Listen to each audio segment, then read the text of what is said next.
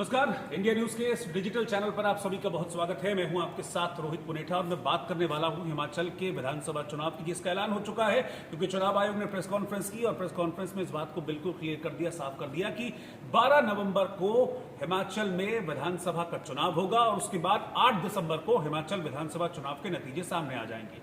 ये इस बात को लगभग तय माना जा रहा था कि बहुत जल्द चुनाव का ऐलान होगा, क्योंकि 15 नवंबर के बाद हिमाचल में कभी भी बर्फबारी हो जाती है। तो ऐसे में वो एरियाज जो बहुत ज्यादा हाइट पर हैं, वहां बर्फबारी की वजह से फिर चुनाव कराने में दिक्कत होती है। इसी को देखते हुए फैसला लिया गया है और तारीख का ऐलान कर दिया 12 तारीख। अब इसके साथ ही जो गुणा गणित है वो भी शुरू हो गई है। फिलहाल गणित क्या है हिमाचल की, उसको समझ लीजिए। हिमाचल में कुल है 68 विधानसभा सीटें और इन 68 विधानसभा सीटों में 2017 में जब चुनाव हुआ था तो बीजेपी जीती थी 44 और कांग्रेस के हिस्से आई थी 21 सीटें। लेकिन अगर मैं मार्जिन को वोट परसेंटेज के हिसाब से देखूं तो वोट परसेंटेज बीजेपी के पक्ष में 48% रहा था लगभग और कांग्रेस के पक्ष में 41% वोट रहा था।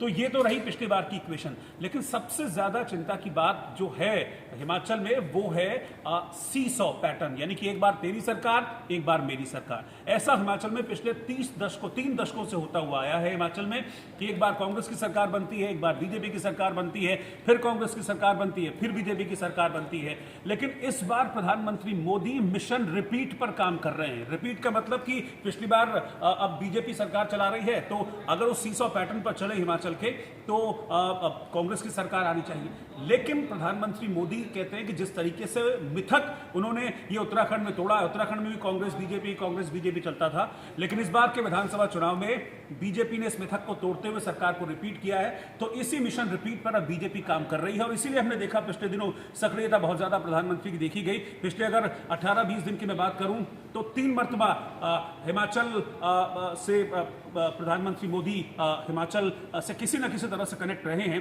हालांकि 28 तारीख को जो रैली थी उसमें पहुंच नहीं पाए थे, लेकिन वर्चुअली इस रैली में कनेक्ट हुए थे।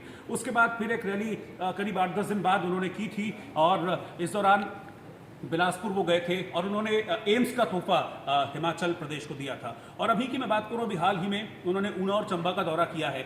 उन्होंने ऊना से दिल्ली के लिए वंदे भारत ट्रेन का ऐलान कर दिया है, बल्कि उसको हरी झंडी दिखाकर रवाना कर दिया था। तो ये तोहफा था हिमाचल के लिए। इसके अलावा ट्रिपल IIT भी उन्होंने चंबा को दिया है। तो तोहफों की शुरुआत शुरू हो गई है और अब वक्त बहुत कम रह गया, 1 महीने का वक्त रह गया है। तो ऐसे में क्या सवाल ये है कि इस बार जिस मिशन रिपीट पर प्रधानमंत्री नरेंद्र मोदी हैं, क्या वो मिशन रिपीट इस बार पूरा कर पाएंगे? क्योंकि पूरी तरीके से हिमाचल में जो चुनाव है, अगर मिशन रिपीट होता है तो वो पूरी तरीके से मोदी के चेहरे पर होगा, ऐसा राजनीति के जानकार मान रहे हैं। तो क्या मोदी अपने इस मिशन रिपीट में कामयाब होंगे?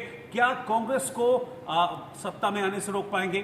क्या सीसॉ पैटर्न जो है हिमाचल का वो खत्म होगा? इस पर हम लगातार बात करते रहेंगे, आगे आपको लगातार जानकारी देते रहेंगे। फिलहाल शुक्रिया।